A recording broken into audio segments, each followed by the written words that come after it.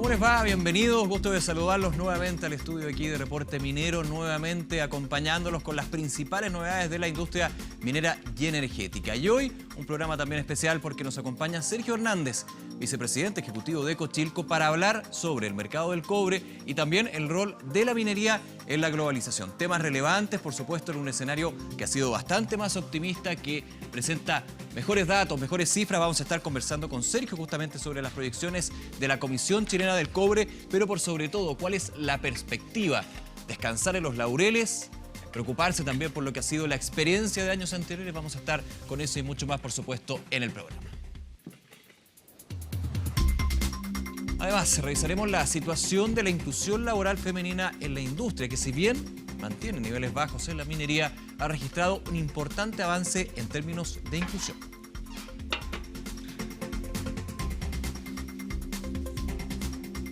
Y como todas las semanas, revisamos las principales noticias de la agenda minera y energética. Acompáñenos en este nuevo capítulo de Reporte Minero.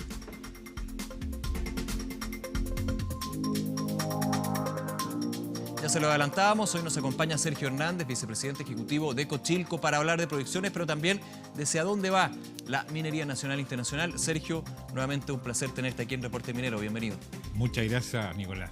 A ver, pasaron 2-3 años bien complejos en términos de los precios y Ecochilco siempre ha estado ahí proyectando, mirando hacia el futuro, pero también tomando el pulso del presente con respecto a qué sucede con no solamente el cobre, ojo, sino también con el resto de los minerales, de los metales, para ser exacto. ¿Cuál es la mirada que se tiene hacia adelante y también cuál es el precio que están fijando ustedes a mediano y largo plazo para el metal rojo? Tenemos hace un poco más de un año ya una mirada bastante optimista del mercado, sobre todo en el largo plazo, y eso es muy bueno, porque en el largo plazo se proyectan los proyectos mineros importantes. Sí, claro. Porque hay varios fenómenos que ocurren. El fenómeno de la oferta, que en los próximos años, no obstante las nuevas inversiones que hay en una buena cartera en Chile, se ve que no van a alcanzar a reaccionar frente a la demanda que se prevé. Porque la demanda se prevé sólida en varios commodities: cobre, litio, cobalto, níquel, por ejemplo, en razones de la electromovilidad. Me adelanto, con el mercado de los autos eléctricos, evidentemente la demanda va a ser bastante más amplia y eso de alguna manera puede ser positivo, pero el problema y desafío que genera es que la oferta no podría dar abasto. Bueno, eso es lo que proyectamos en el muy largo plazo, porque no hay demasiados proyectos de cobre, por ejemplo, disponibles en los países mineros, productores de mina, como para poder responder a esa oferta. Eso nos tiene confianza, a la demanda. Eso tiene bastante confianza con el precio a largo plazo, porque los planes de las industrias automotrices de conversión hacia la electromovilidad se han estado adelantando progresivamente. Todos los años hay algún tipo de adelanto en esos programas y eso asegura una demanda importante. En ese punto, y me quedo también con la proyección que se tiene no solamente el cobre, tú lo decías, el cobalto, el níquel, el litio, que son esenciales para este fenómeno que no es futuro, sino que está siendo actualmente aquí, obviamente de manera incipiente, pero a nivel europeo, por ejemplo, en China, para qué decir, ya es un tema relevante. ¿Cuál es el precio de este minuto que ustedes tienen fijado para el cobre, para tener una referencia? Y evidentemente, ¿a qué factores, además de la oferta y la demanda, podría obedecer un cambio para bien o para mal, podríamos decir? Bueno, nosotros proyectamos un precio conservador siempre, 306 centavos de dólar la libra promedio para el año 2018. Digo conservador porque a esta altura del año, ya a comienzos de mayo, un tercio del año corrido, el promedio está en 314,7. Claro, se ha mantenido siempre por sobre los $3 la libra, no bajando generalmente de ese punto, pero evidentemente el precio spot es muy distinto al precio mediano y largo plazo que se necesita para los contratos de venta de cobre, por ejemplo. Exactamente. Bueno, hoy día la posición de los inversionistas en commodities está a la compra. Número de contratos que tienen la misma cantidad de contenido de cobre, que son ficticios, no es cobre físico. Sí, claro. Pero invierten en apostar al precio del cobre. Hoy día hay una tendencia compradora, que asegura, por lo tanto, una perspectiva a los inversionistas de largo plazo de buen nivel. Ya me tengo un punto, Sergio, dentro de esa tendencia compradora, tú dices hay una parte ficticia, pero evidentemente hay una parte física, y se habla siempre de la preocupación cuando hay países que están haciendo reserva de cobre. Por ejemplo, el caso de China, siempre, no sé si es un misterio, pero siempre genera esa cifra medio de incertidumbre si efectivamente se compra porque se está utilizando rápidamente el producto del cobre o se está tomando en reserva, porque evidentemente cuando la reserva ya empieza a ser bastante más amplia, la demanda por parte de un gigante como China puede ser menor en el largo plazo.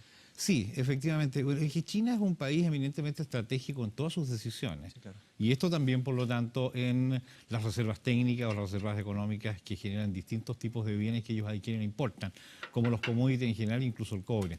Por lo tanto, China a veces puede estar sobreestoqueado por razones estratégicas, como ocurrió, por ejemplo, a principios de año, después de la elección del presidente Trump, del principio del año pasado, y hubo un boom de compra y aumento de inventarios en China importante por razones de el temor que veían en las incertidumbres de las relaciones de comercio internacionales por la llegada del presidente Trump. Que se mantiene, de hecho. Que se mantiene, de hecho, que se mantiene efectivamente. Y por lo tanto ellos ya tienen un nivel de volumen de inventario mayor. También se obedece en las bolsas. En las bolsas tenemos un volumen de inventario de cerca de 900.000 toneladas y hace 2 años teníamos la mitad de eso. Entonces hay algunas precauciones en el mercado por precisamente eso avisora o adivina que la demanda sigue alta, porque la protección de los inventarios admite que los que toman estos inventarios, los que los acumulan, están viendo una posibilidad de escasez. Claro, yo me recuerdo el temor latente del sobreestoqueo de China por parte de la compra de cobre, se remontaba a 1 año y medio, 2 años, pero la tendencia ha mostrado que sigue comprando cobre, por ejemplo, a China, eso se ve en la balanza comercial que entrega el Banco Central. Sí, no cabe duda, sigue comprando cobre porque compra el 50% del cobre de mina que se produce en todo el mundo. Y además también sus fundiciones se abastecen de una cantidad enorme de chatarra que está disminuyendo. Eso es realmente importante. Hay restricciones normativas en China para la importación de chatarra de cobre por razones ambientales. Por lo tanto, tienen menos disponibilidad de chatarra de cobre para entrar en las fundiciones. Eso significa que demandan más cobre de mina y eso también ha favorecido el precio. A ver, viendo un poco la oferta y la demanda de lo que puede suceder en el mercado chileno, pero ¿qué pasa con el mercado regional e internacional? Pienso, por ejemplo, en Perú, pienso en las grandes como Canadá, Australia. ¿También están ligados a este escenario internacional de confianza, pero premura de alguna manera? No, absolutamente. Absolutamente. No es solamente el caso de Chile. No, el mercado es global. El mercado global, hoy día el mundo es absolutamente global, no hay barreras comerciales, y más aún en un commodity tan internacionalizado desde siempre como el cobre. Y por lo tanto el resto de los países piensan lo mismo. Venimos llegando de 2 reuniones internacionales importantes en que uno escucha la opinión de los otros países, también de productores de otro tipo de minerales, que tienen visiones que son similares a las nuestras, porque muchos metales se demandan en la misma forma y tienen las mismas fluctuaciones que el cobre. Algunos no. El oro, por ejemplo, tiene fluctuaciones distintas. Es una reserva, no es un commodity. Claro, no un es activo refugio, como se dice. Claro, no, exacto, no tiene uso industrial. Tiene una lógica distinta, pero hay confianza en general en distintos metales. Te llevo un poco a esas reuniones internacionales porque fuiste reelegido como presidente del Grupo Internacional de Estudios del Cobre. Primero, entender de qué se trata este grupo y cuál es el objetivo y cuál también es la importancia que Cochilco, a través de tu persona, esté presente liderando este organismo. Yo diría, ese grupo es información total del mercado del cobre, mundial, completa. A ese grupo pertenecen las 25 mayores economías productoras y consumidoras de cobre del mundo. Por lo tanto, está Perú, está China, está Australia, está Estados Unidos, está Canadá, está Inglaterra, la Unión Europea. Todos los actores, grandes, medianos y pequeños. Sudáfrica, todos, 25. Los más grandes consumidores, Japón, por supuesto. Y ahí el mérito de este grupo es que hay información completa sobre la estructura productiva, los proyectos de inversión, la normativa regulatoria, los costos de las compañías, qué produce cada país, qué demanda cada país, cómo ha sido la historia de la demanda de cada país en distintos tipos de commodities, porque también hay grupos de níquel y del plomo y del zinc, en una sola Secretaría General.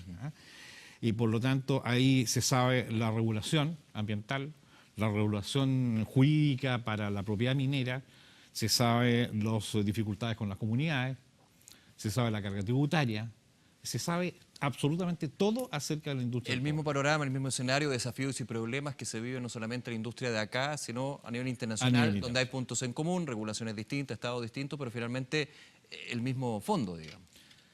En el fondo es lo mismo. Todos los países aportan información, todos los países entregan y requieren también información. Hay conferencias y seminarios durante los 3 días en que dura este evento en Lisboa, del Grupo Internacional de Estudio del Cobre, y hay expositores de todos los países. Y hay expositores, por ejemplo, del Fondo Monetario, del Banco Mundial, de consultoras internacionales, especialistas en commodity, de la Bolsa de Metales de Londres, del Instituto de la ICA, ¿no es cierto?, International Copper Association, que reúne a la industria, hay de las asociaciones gremiales de la industria, es decir, es la información full del mercado. Y eso Entonces, finalmente se utiliza. ¿Cómo? La información full se utiliza. Se utiliza muchísimo, por ejemplo, para nuestros estudios en Cochilco, que son tan útiles a la industria no solo chilena. Nuestros estudios son consultados por toda la industria del cobre del mundo. Cochilco no hay en ningún país de Latinoamérica ni del mundo.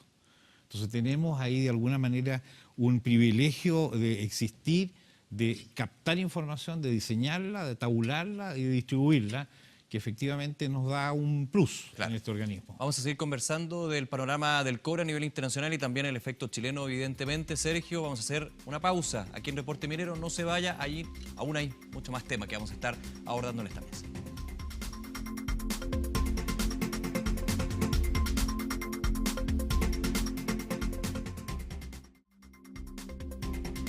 Regresamos al programa, estamos conversando con Sergio Hernández, vicepresidente ejecutivo de Cochilco. Sergio, nos comentabas la permanencia entonces de Cochilco en las líderes de este grupo internacional que revisa los mercados del cobre y hablábamos un poco de la visión internacional. ¿Cuál es la visión también de los 25 países miembros con respecto a la minería chilena y la importancia también que tiene? No es porque nos creamos los grandes ni todo, porque efectivamente en términos de números, la minería del cobre chilena es muy relevante a nivel internacional. En términos de números de inversión, de producción, tenemos algunos problemas si vemos los cuartiles de costo de la industria minera, porque Chile, siendo un país tan desarrollado en minería y que tuvo un boom minero en los últimos 20 años muy enorme, obviamente empezaron a aumentar los costos laborales, los costos de energía, los costos de agua, tuvimos cuello de botella, de manera que en eso estamos un poquitito atrás de algunos países que tienen costos menores, como Perú, por ejemplo. Porque Perú ¿Cómo se ha logrado bajar esos costos?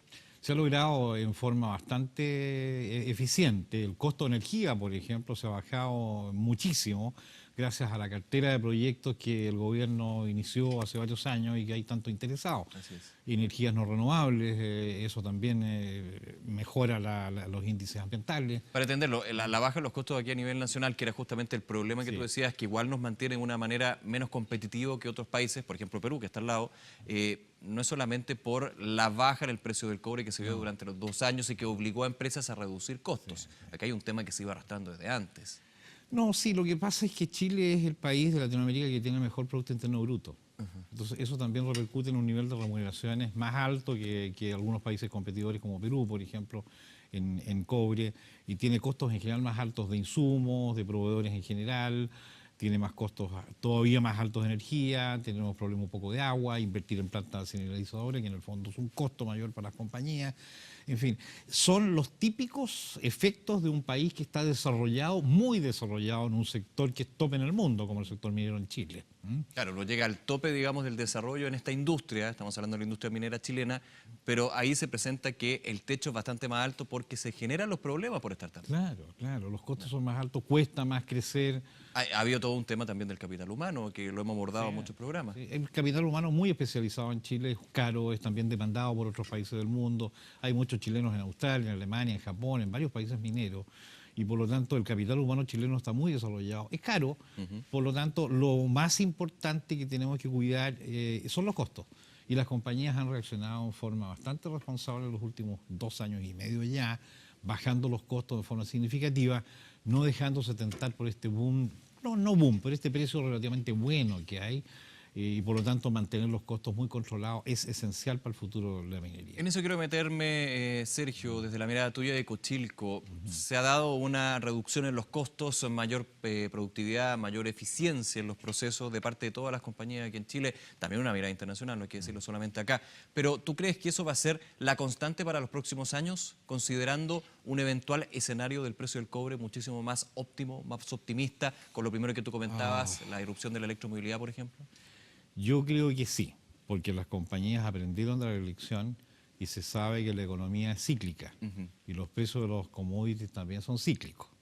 Por lo tanto, creo que tanto empresas como sindicatos de trabajadores van a ser mucho más responsables en las negociaciones colectivas y también en los costos de los proveedores.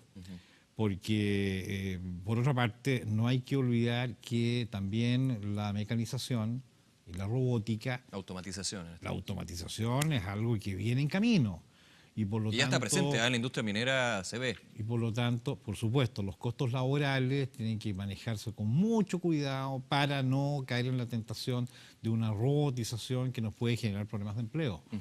Eso también hay que manejarlo con mucho equilibrio desde la empresa y desde los sindicatos. ¿Tú ves esa mirada desde la empresa justamente para tratar con cuidado y con miras a futuro lo que puede ser esta pugna entre el trabajo del ser humano y la automatización? Por ejemplo, desde el operador que está en la faena a el operador que está en el control de la maquinaria. Hay varias empresas que ya están trabajando desde hace un tiempo. Codelco, por ejemplo, conversamos la semana pasada en Expomin, está desde hace más de 10 años en una de sus divisiones viendo lo que es automatización, y ahora como que el tema está más en boga. A ver, esto es cíclico también en el desarrollo económico de la humanidad. Remontémonos a la revolución industrial. Ya. La revolución industrial generó un reemplazo del trabajo humano por la maquinaria brutal, que obviamente generó problemas laborales de cesantía enorme, hizo surgir incluso movimientos reivindicatorios y teorías revolucionarias muy complicadas para la humanidad, que generaron varios efectos perniciosos en el equilibrio del desarrollo humano. Pero quien duda que la revolución industrial fue un gran paso para la humanidad en cuanto a la mecanización y las máquinas que de alguna manera mejoraron la productividad y la producción. Y por lo tanto solucionaron mucho más el problema de hambruna que había en el mundo que lo que había antes de la revolución industrial. Beneficios para la humanidad. Entonces tenemos que aprender de esa lección. Hoy día estamos en presencia de un fenómeno parecido, que es la revolución tecnológica. La robotización, la mecanización, que obviamente va a provocar este fenómeno. Entonces, el llamado a políticas públicas y a las empresas que tengan cuidado con el equilibrio. Hoy día que la sociedad y las comunidades están mucho más empoderadas, en cuanto a ese reemplazo, manejarlo con mucho cuidado. Es legítimo que puedan bajar los costos, es legítimo que se pueda mecanizar, de lo contrario quedan fuera de la competitividad, pero en el justo equilibrio de no crear un problema como el que puede haber generado la revolución industrial. Bien, Sergio, nuevamente, muchísimas gracias por acompañarnos en Reporte Minero. Encantado, Nicolás, Reporte Minero. Gracias. Esté muy bien, un placer. Vamos a otro tema del programa. La inclusión laboral en minería se centra principalmente en el aumento de la participación femenina. Pese a los esfuerzos de la industria, los incentivos de las compañías no registran cambios culturales significativos en los últimos años. Miren. La incorporación de la mujer a la industria minera sigue siendo una deuda histórica. Hace 22 años se abolió la ley que impedía que las mujeres se acercaran a los yacimientos. Hoy podemos notar su paulatina inserción laboral en el sector. Esto está avanzando, pero está avanzando de manera muy lenta. O sea, el 7,1% de incorporación femenina que teníamos el año 2012, el 2017 conseguimos 7,9%. O sea, menos de 1%, ¿cierto?, de avance en 5 años. El número de mujeres en minería no ha aumentado. Siguen siendo el mismo número de mujeres. Son las mismas mujeres que se están rotando de una compañía a la otra. Si comparamos la cifra con países referentes en el sector, Canadá registra un 19,6% y Australia un 13,2% de participación femenina en minería. Respecto a su incorporación en la toma de decisiones, según datos del Consejo de Competencias Mineras, a nivel directivo y gerencial, alcanza el 9,4%. Hay que poner este punto como central, como parte de la estrategia de la empresa. Por ejemplo, para Primin el tema de equidad de género es parte del tema de sustentabilidad. O sea, las empresas no son sustentables si no consideran el tema de equidad de género. Esto permite, ¿cierto?, mejor comunicación, mejor trabajo en equipo, una orientación clara en los resultados, pero también preocupándonos del cómo llegamos a esos resultados. En 2017, el gobierno implementó un decálogo de la industria minera por la incorporación de mujeres. Este incluye la norma 3262 para incorporar acciones en materia de igualdad de género y conciliación de vida laboral, familiar y personal. Me parece buena idea ir guiando, servir de guía de las políticas que puedan tener las empresas. Como buena norma debiera tener un proceso, ¿cierto?, de reevaluación y reestructuración que nos vaya llevando, porque nosotros lo que queremos es generar un cambio. Y buenas noticias para el sector. Los accidentes en minería disminuyeron un 30% en el último año. Según el balance anual de accidentes mineros, se logró el menor índice de la última década. En la industria minera existen trabajos de alto riesgo y es por esto que las compañías refuerzan medidas como la realización de exámenes preocupacionales, el mejoramiento de los elementos de protección personal y también el acondicionamiento con oxígeno en los campamentos de descanso. Pese a esto, expertos señalan la urgencia de contar con una cultura de seguridad y autocuidado para lograr los estándares de países referentes como por ejemplo Australia y Canadá en este tema. La producción industrial registró una expansión de 8,7% en los últimos 12 meses, impulsado fundamentalmente por la minería. Según el índice de producción minera, el sector registró un crecimiento de un 27%.